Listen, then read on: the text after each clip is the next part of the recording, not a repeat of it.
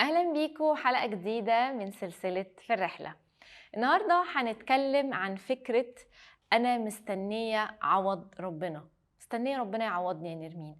أنا تعبت في حياتي، أنا خسرت جوازي، أنا خسرت شغلي، أنا اتاخد مني فلوس، أنا ولادي عملوا، أنا اتظلمت، أنا اتجرحت، أنا فأنا منتظرة ربنا يعوضني، منتظرة عوض ربنا، وعندي ظن في ربنا إن ربنا هيعوضني.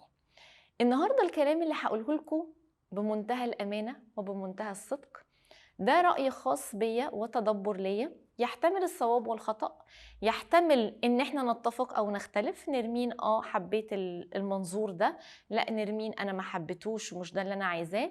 فالنهاردة نسمع الكلام، عجبنا شكرا، ما عجبناش شكرا بنرميه ونرجع ننتظر عوض ربنا زي ما احنا عايزين. حلو. تعالوا اقول لكم، بعد ما قعدت افكر واتدبر واشوف ليه في ناس مش بتقدر تتخطى. خلي بالكم كل حاجه بفكر فيها بيبقى من واقع السيشنز والجلسات والتطبيقات والحاجات اللي احنا بنعملها، وببقى دايما عيني على العقل، وانه ببقى حاول بفهم كده الدنيا.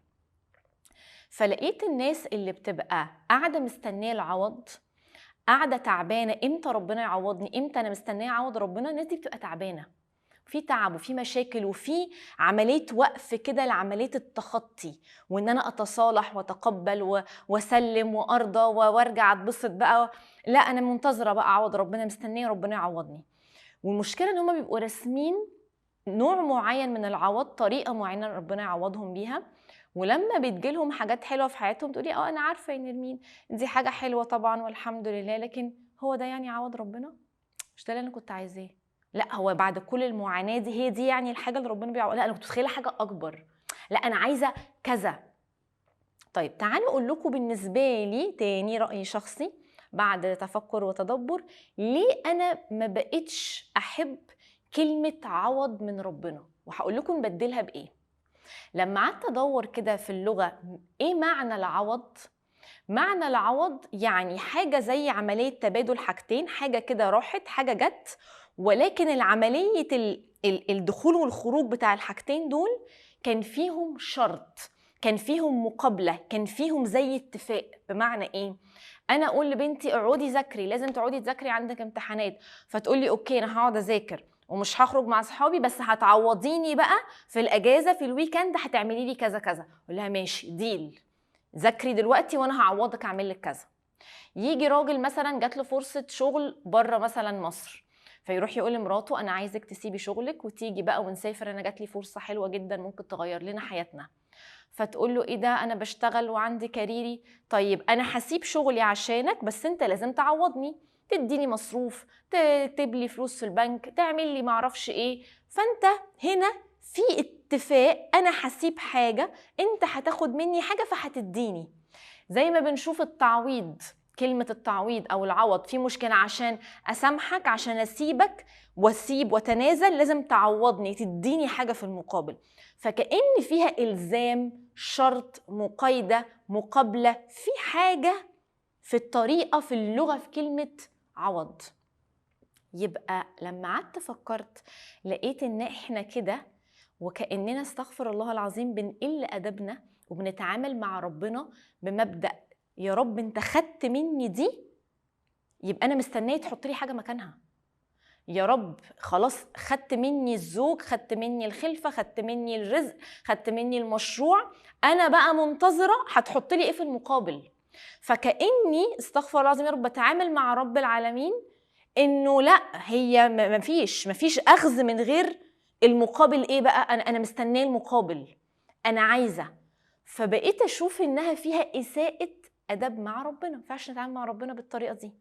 طيب لما قعدت افكر برضو واتدبر، طب ايه الكلمه اللي انا عايزه اقولها لعقلي عشان اقدر فعلا اتخطى، ونفكر وهقول لكم ازاي هنتخطى. والكلمه دي ممكن تبقى تيرنينج بوينت كده لعقلي. لما شفت حديث للرسول عليه الصلاه والسلام، الحديث ده كان معناه انه اللي بيسيب حاجه لربنا ربنا بيبدله خيرا منها.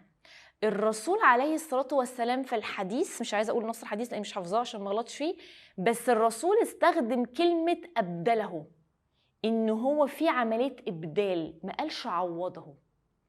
فالرسول ما ينطق عن الهوى، ما قالش ربنا هيعوضك، قال هيبدلك. طيب لما نشوف في القرآن أصحاب الجنة قالوا إيه؟ قالوا عسى ربنا أن يبدلنا خيرا منها. ما قالوش عسى ربنا أن يعوضنا خيرا، ما استخدموش كلمة يعوضنا. ربنا ما قالش جملة حد قالها غير لما احنا بنتعلم. اتفقنا مفيش كلمة آية حرف دعاء إلا ما ربنا بيقولك اتعلم منه. هم ما قالوش يعوضنا، قالوا يبدلنا. فلما رحت أدور في اللغة، طب معنى يبدلنا البدل هي إيه؟ عملية التبديل أو البدل هي عملية في حاجة خرجت وحاجة دخلت، في اكسشينج، في حاجات بتخرج وحاجة بتحل محلها، لكن من غير شرط، من غير إلزام، من غير العملية الشرطية. زي ما احنا كده بنبالي يقولك انا رحت اغير التوب بتاعي، فانا رحت اديت للراجل بتاعه وخدت مكانه بتاعه، لكن ما حصلش اجبار ما بيننا، ما عملناش حاجه، عمليه تبديل. قلت انا بدلت الاوضه بتاعتي، لا انا كنت عامله كذا، لا غيرت وبدلت ورحت جبت كذا وعملت. فتحس ان العمليه ما فيهاش قيود ولا الزام ولا شروط فيها. يبقى انا مش عايزه انتظر عوض ربنا، أنا عايزة أحسن الظن في ربنا إن ربنا هيبدلني خيراً مما أخذ. يعني لو أنا كان عندي رزق معين في حياتي، سواء كان عندي ولحكمة ما انتهى الرزق ده وقف، أو الرزق ده ما جاليش أصلاً، فبدل ما أنا بقول لعقلي أنا اتاخد مني ولسه منتظرة إن يجيلي، ده مش بس في إساءة، ده كمان في حالة فقر، وكأني عندي فراغ، في حاجة اتفضيت، أوضة فضيت عندي ولسه بقى يا فضي احنا مستنيين بقى يلا ربنا هيملاها لنا امتى، وكأن أرزاق ربنا متوقفة واحنا منتظرين بقى ها امتى بقى الرزق هيجي ويملالي الفراغ ده. لكن لما أنا بقول أنا كده كده عايشة في أرزاق ربنا، في رزق انتهى من حياتي، في رزق وقف، في رزق لسه ما خدتوش، بس أنا عندي أرزاق تانية ربنا بيديها لي كل يوم، ربنا بيرزقني كل يوم. مهم جدا عشان أقدر أرضى وأتخطى أفكر نفسي إن ده مش الرزق الوحيد في حياتي، سواء اللي ما جاش أصلا أو اللي جه وراح، أنا عايمة في أرزاق ربنا. فبخرج نفسي من حالة الفقر. فاكرين لما قلنا قبل كده في حلقة الشيطان يعيدكم الفقر، وقلنا في حلقة إن هو هيفضل مخليكي مركزة عن الحتة الناقصة. مهم أوري عقلي أنا في حالة غنى، في حالة وفرة من الأرزاق، لكن في رزق واحد هو اللي أنا عندي معاه مشكلة، بس في أرزاق تانية كتير. ومهم أدرب عقلي وأنا بدعي ربنا وأنا بأحسن الظن، بدل ما أقول له مستنية، لا أنا مش وضع انتظار، لأن معنى أن عقلي سمع مستنية معناه أن حالي واقف. يبقى زي ما قلنا الرضا والتسليم والتخطي متعطل، احنا مستنيين بقى، احنا في وضع انتظار. لكن لما ابتدي استخدم كلمات تانية وابتدي اقول انا ظني في ربنا انه كل يوم بيبدلني خيرا مما اخذ، ظني فيك يا رب هتبدلني فرحة اكتر، ظني فيك انك هتبدلني علاقة احلى اكون سعيدة فيها، ظني فيك انك هتبدلني حياة افضل من الحياة اللي انا عشتها. فانا هنا مش بتعامل بإساءة، بتعامل بأدب، أنا ظني فيك يا رب إنك هتبدل في، إحنا في عملية تبديل دلوقتي، اللي جاي هيبقى أحلى من اللي راح، اللي جاي هيكون خير أكتر من اللي راح، ده ظني فيك يا رب. ما رسمتش لربنا الطريق، ما تشرطتش على ربنا، ما قلتلوش لازم بقى زي ما ده زي ده.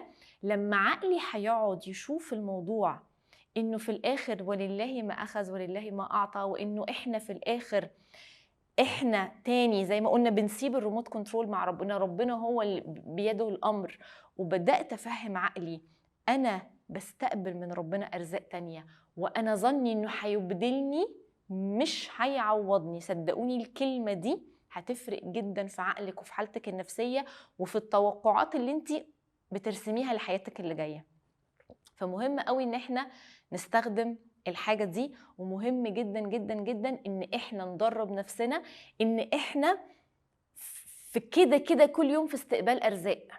طيب في حتة التبديل، لما احنا يا جماعة بنكون راسمين صورة زي ما قلنا في ذهننا قبل كده او توقع او حاجة، اوقات مش بنشعر ان احنا في البروسس، يعني ايه؟ انا دلوقتي قررت اغير الليفنج بتاعتي، لا انا الليفنج بتاعتي دي خلاص بقى زهقت منها، بقت قديمه، عايزه اجيب ليفنج جديده، عايزه ابدل واشيل اتخلص من دي وادخل مكانها ليفنج جديده.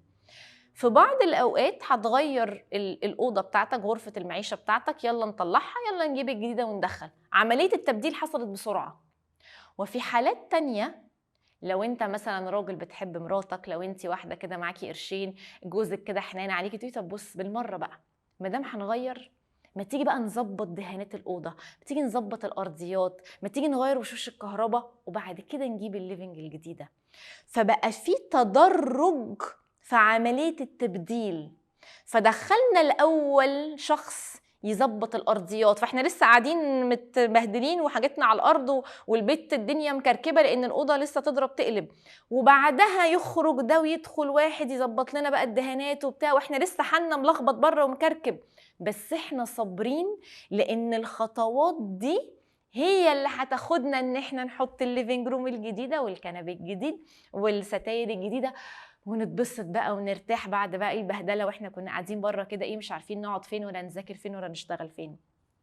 يبقى اوقات بيحصل العمليه التبديل، هي بتحصل في حياتك بس انت مش شايفاها عشان انت مش عايزه تشوفيها، انت رسمه صوره معينه.